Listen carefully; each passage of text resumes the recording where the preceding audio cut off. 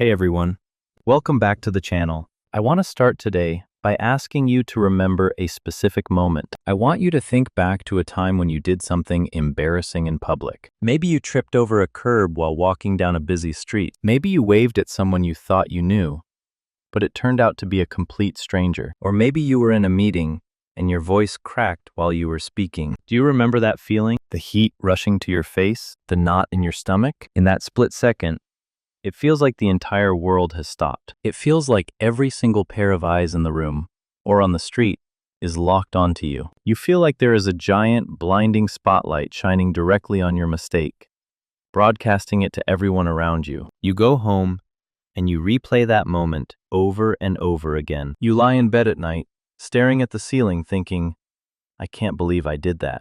Everyone must think I'm such an idiot. They're probably texting their friends about it right now. That feeling, that paralyzing sense that you are constantly being watched and judged, that is what psychologists call the spotlight effect. And today, we are going to talk about why that spotlight is a lie. We are going to talk about why you are overthinking everything. We are going to talk about why your brain is wired to trick you and how you can finally turn that spotlight off and get your life back. Let's get into it. To understand why we do this, we have to look at the actual science. This isn't just a feeling.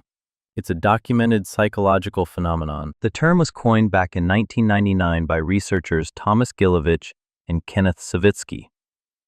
They ran an experiment at Cornell University that is honestly kind of hilarious, but it perfectly proves the point. They took a group of college students and told them they had to wear a t-shirt, but not just any t-shirt. They made them wear a bright yellow shirt with a big picture of Barry Manilow's face on it. Now, for a college student in the late 90s, this was considered deeply uncool. It was embarrassing. The researchers told these students to walk into a classroom that was already full of other students. You can imagine the anxiety. These kids were convinced that everyone in the room was staring at them, judging their terrible fashion choice. When they came out, the researchers asked them a simple question. What percentage of the people in that room noticed your t-shirt? The students guessed around 50%. They thought half the room was looking at them. But then, the researchers asked the actual people in the room, the observers, if they noticed the shirt. Do you want to know the real number? It wasn't 50%. It was less than 20%. Think about that for a sec. The students felt like half the world was watching them. But in reality, 4 out of 5 people didn't even look up. They didn't care. They were too busy doing their own thing. This gap, the gap between the 50% who you think are watching and the 20% who actually are, is where your social anxiety lives. That gap is the spotlight effect. It is the difference between reality and your internal narrative. So, why does our brain do this? Why are we wired to be so delusional about our own importance? It comes down to a simple limitation of human consciousness.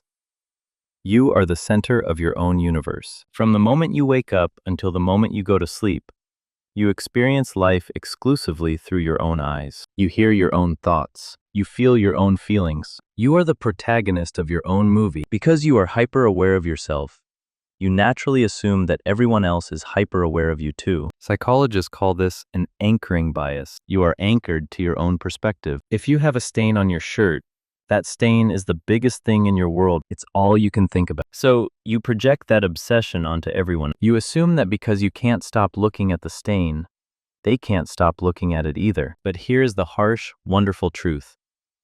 Everyone else is the center of their own universe. When you walk into a room, you aren't walking into an audience. You are walking into a room full of other main characters. That guy over there, he's not looking at your hair. He's worrying about why his boss hasn't emailed him back. That woman in the corner, she's not judging your outfit. She's wondering if she left the stove on. The person you're talking to, they aren't analyzing your sentence structure. They're wondering if they look interested enough. We are all walking around in our own little bubbles of self-obsession. And while that might sound a little lonely, it is actually the most liberating thing you will ever hear. Because if everyone is busy worrying about themselves, that means nobody has the time or energy to worry about you. You are free. Now, I know what you're thinking, but what if I do something really big? What if I really mess? Surely people notice then. Okay, let's say they do notice. Let's say you trip and fall flat on your face in the middle of a coffee shop. People will look. They might even ask if you're okay. But here is the second part of the spotlight effect that we forget. People have terrible memories for things that don't affect them personally. Think about the last time you saw a stranger do something embarrassing. Maybe you saw someone drop a tray of food. In that moment, you probably felt bad for them, but did you go home and think about it for 5 hours? Did you wake up the next morning thinking about that stranger? You forgot about it 10 minutes later. We assume that our awkward moments are etched into other people's long-term memory, but to them, we are just background noise. We are just non-player characters in their game. They see us, they process the information, and then they immediately go back to thinking about themselves. So, how do we actually use this information? How do we stop overthinking and start living? I want to give you 3 practical mental shifts to turn off the spotlight. Shift number 1. The Sonder realization. There is a beautiful word called Sonder. It is defined as the realization that each random passerby is living a life as vivid and complex as your own. When you feel the spotlight burning on you, I want you to look around at the strangers near you. Really look at them. Remind yourself that they have jobs, heartbreaks, debts, dreams, and dental appointments. They have a whole world inside their heads that has absolutely nothing to do with you. When you practice Sonder, you shrink your ego. You realize you aren't the main character of the world.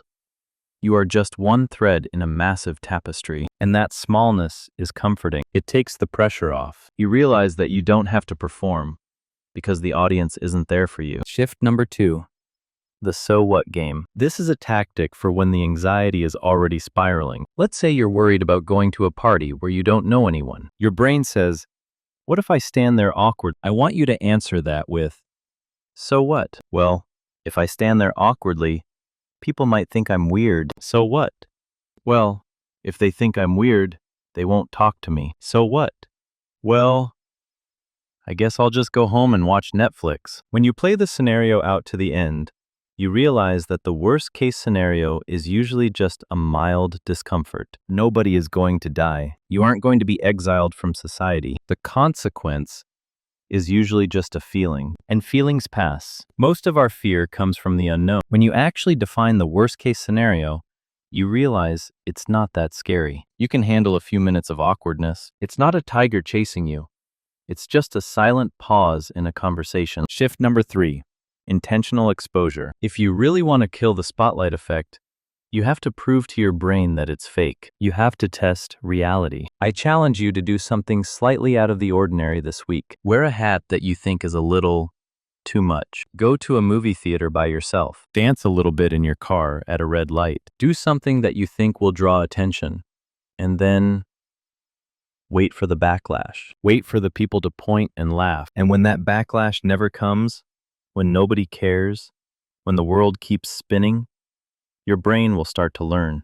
It will learn that you are safer than you think. You will realize that you have been living in a cage of your own making. Here's the bottom line. The spotlight effect is a form of self-imprisonment. It keeps you from wearing the clothes you like. It keeps you from speaking up in meetings. It keeps you from dancing at weddings. It makes you a vanilla, watered-down version of yourself because you are trying to avoid a judgment that isn't even happening. But imagine what you would do if you were truly invisible. Imagine how bold you would be if you knew for a fact that nobody was watching. You would take more risks. You would laugh louder. You would chase what you actually want, not what you think looks good. The irony is, the people we admire most, the most charismatic, magnetic people in the world, are the ones who have turned off the spotlight. They don't care if they look silly. They don't care if they mess up. And because they don't care, we love them. We are drawn to people who are authentic, and you cannot be authentic if you are constantly performing for an imaginary audience. So, the next time you feel that heat on your neck,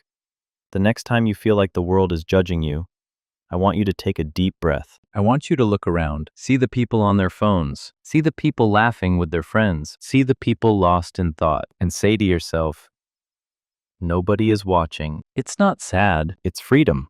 You are free to be messy. You are free to be awkward. You are free to be human. The only person judging you as harshly as you think is you. So give yourself a break. The show is over. You can stop performing now. Thank you so much for watching. I really hope this resonated with you today. If you have ever had a major spotlight effect moment that you can laugh about now, let me know in the comments. I read all of them.